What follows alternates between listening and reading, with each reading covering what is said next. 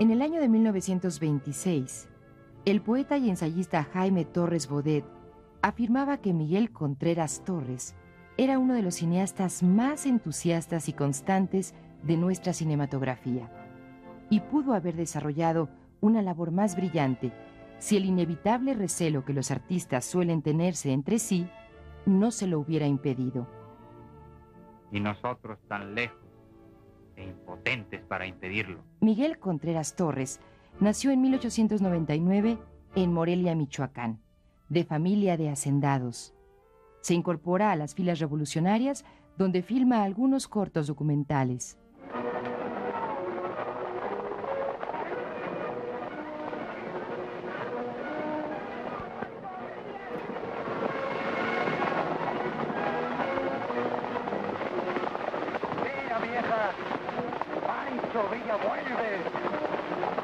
Miguel Contreras Torres es una pieza central del cine mexicano porque pone los cimientos allá en los años 20 de lo que pudo haber sido un cine mudo mucho más floreciente de lo que fue, y su presencia es indispensable para entender el desarrollo de muchos géneros en los años 30, géneros como el de la comedia a partir de No te engañes corazón, o la epopeya revolucionaria con películas como Revolución, o La sombra de Pancho Villa, o el cine histórico de vuelo también épico como en Juárez y Maximiliano, la película más taquillera en México en los años 30.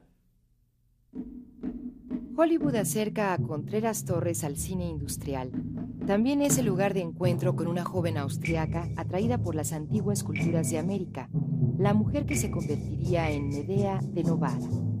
Bueno, yo la conocí cuando nos buscaron para hacer una restauración, una compostura de la copia original de Nitrato de Celulosa de León de Sierra Morena. Era una película propiedad de Medea y que ella quería verla, no quería restauración, quería verla. Entonces yo acudí a su casa después de una cita que me dio y ahí platiqué ya con ella y vi la película y me empecé a interesar en toda su obra, porque no sabía yo inclusive que se había filmado esa película.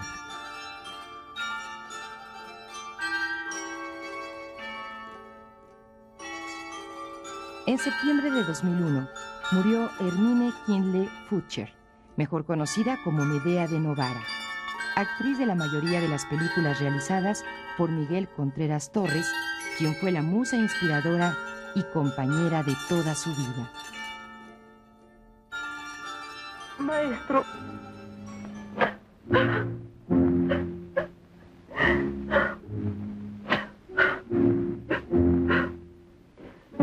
A la muerte de Contreras Torres, doña Medea queda como heredera universal de todos sus bienes, entre ellos los negativos originales de más de 50 filmes que estaban en soporte de nitrato de celulosa. Dentro de estos, guardaba uno con especial aprecio.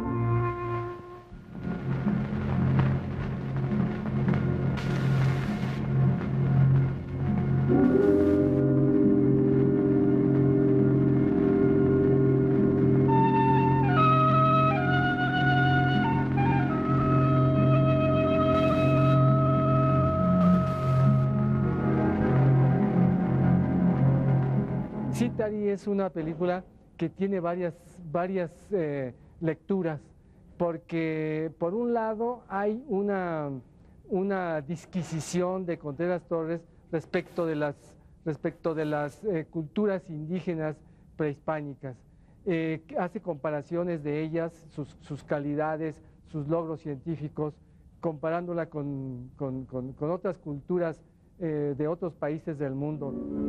Sepultado bajo el edificio del adivino o casa del enano, se encuentra esta superposición de edificios, lo cual nos da a entender muy claramente que otra raza edificó allí antes que los mayas.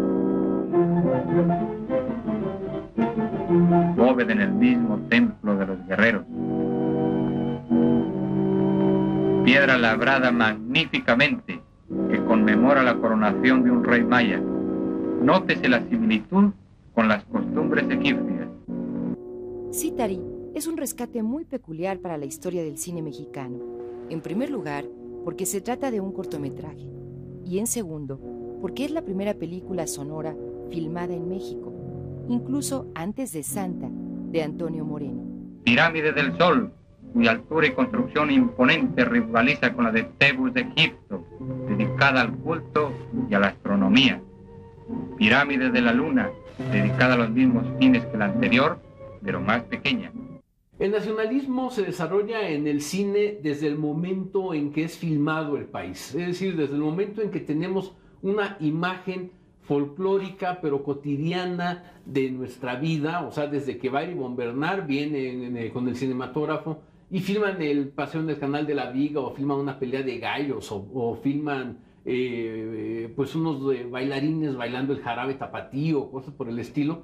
Desde ese momento se está registrando una forma de la nación, que lo que tenemos es la gente de la calle, es la gente de los mercados, es la gente de todos los días. Eso es muy interesante, que desde el porfiriato lo que se tuvo fue un espejo de un país un poco más profundo de lo que planteaban las élites.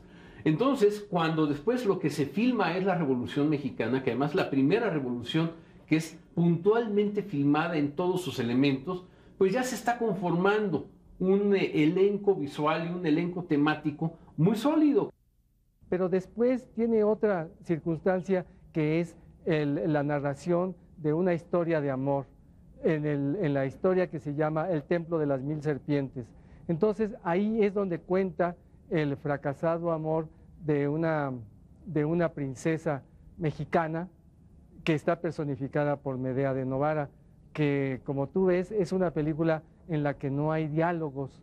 Es una película muy curiosa porque siendo ella una noble inclusive europea, personifica a un personaje mexicano.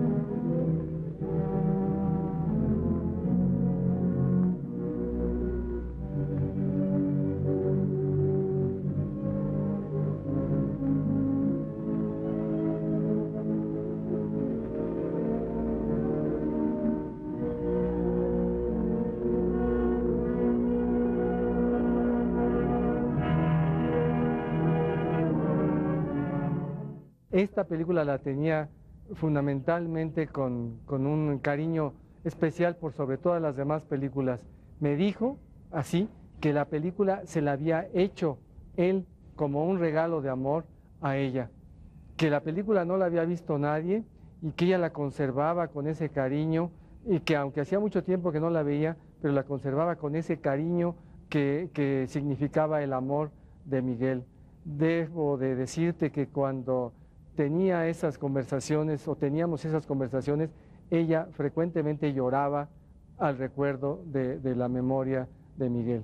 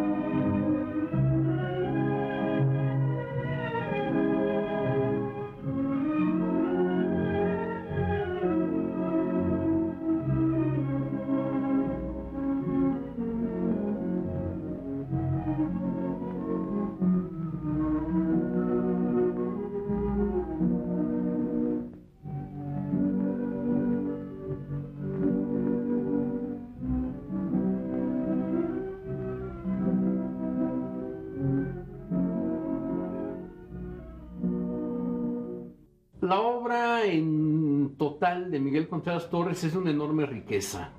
Por un lado tenemos a este cineasta rabiosamente mexicano que va a filmar películas como El hombre sin patria en los años 20, una de las primeras películas sobre el problema chicano, el problema de la falta de nacionalidad del mexicano en Estados Unidos, que se va a continuar en una de sus últimas películas, El último rebelde, en una película sobre Joaquín Murrieta.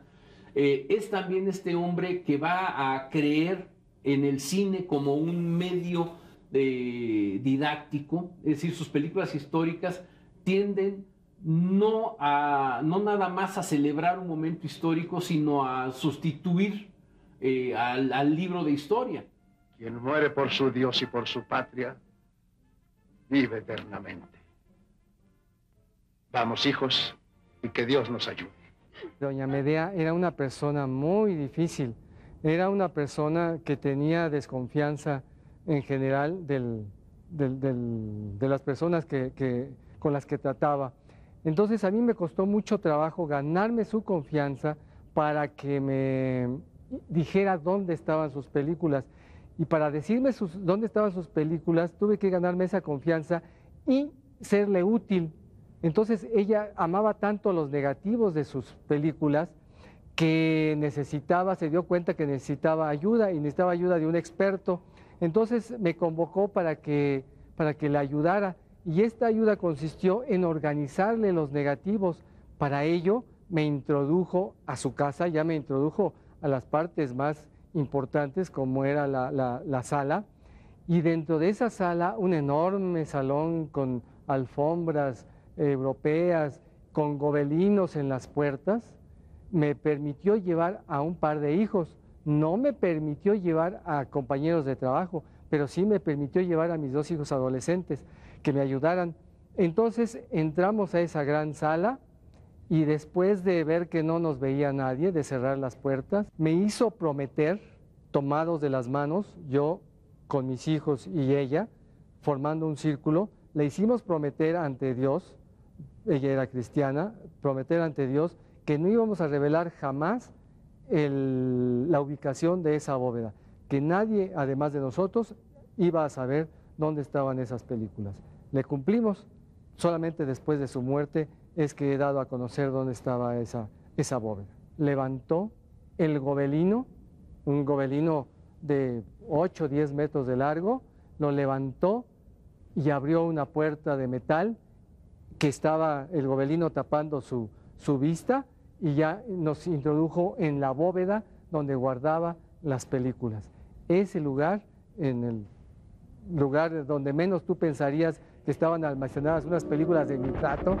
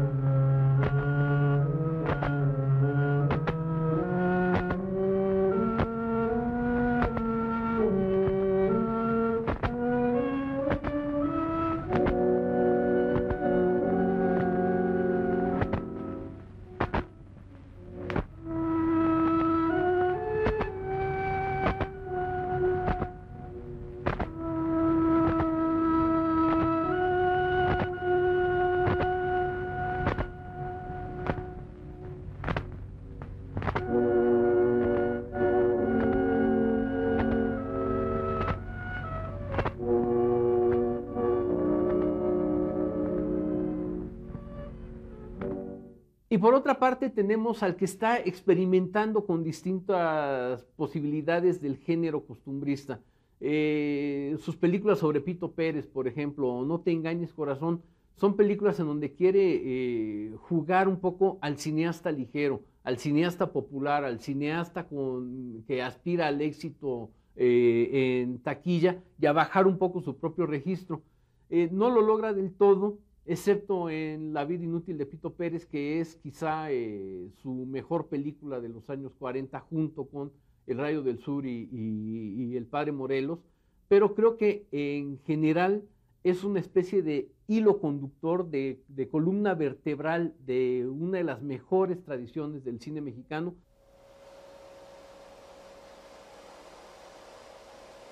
Cuando se trabaja con material antiguo, el rescate implica toda la experiencia y conocimiento técnico para resolver el encogimiento de la película por el tiempo. En este caso, solo se lamenta que al principio del tercer rollo hay pérdida de sonido.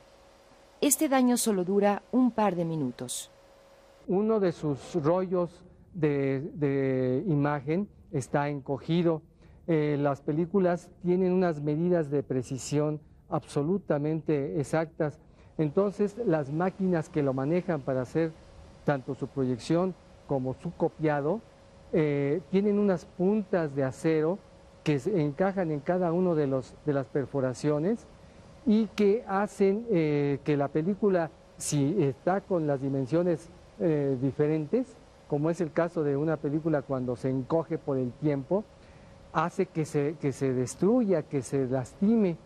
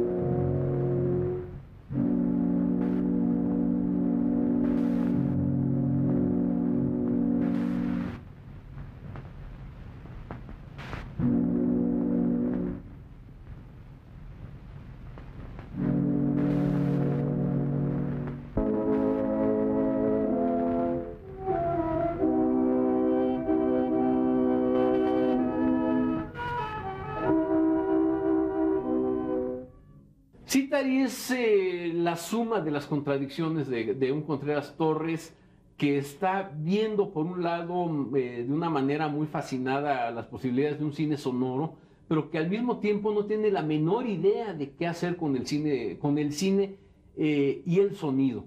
En consecuencia, la parte sonora es una especie de documental en donde pues las piedras no pueden hablar, entonces él se encarga de narrarnos las cosas, y en cambio la ficción es una película muda, filmada además ni siquiera con los recursos del cine mudo de finales de los años 20, sino como si fuera una película de los años 10, es decir, es primitivísima en ese sentido.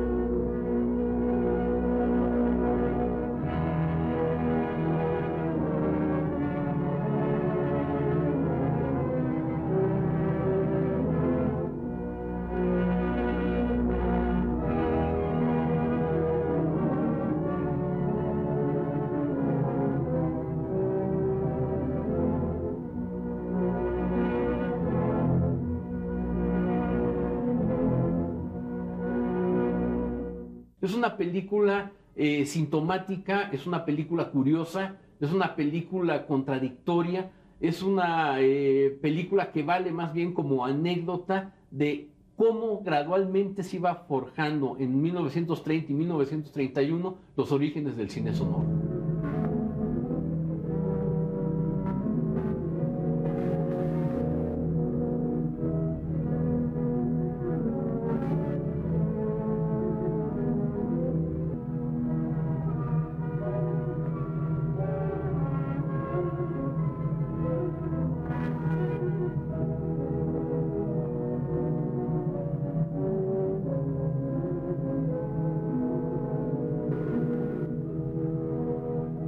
Mostrar a un autor y a su historia a través de su propia obra permite al espectador introducirse en ese mundo de sueños, de interpretaciones y recuerdos que son la manera de mirar a un México de otro tiempo.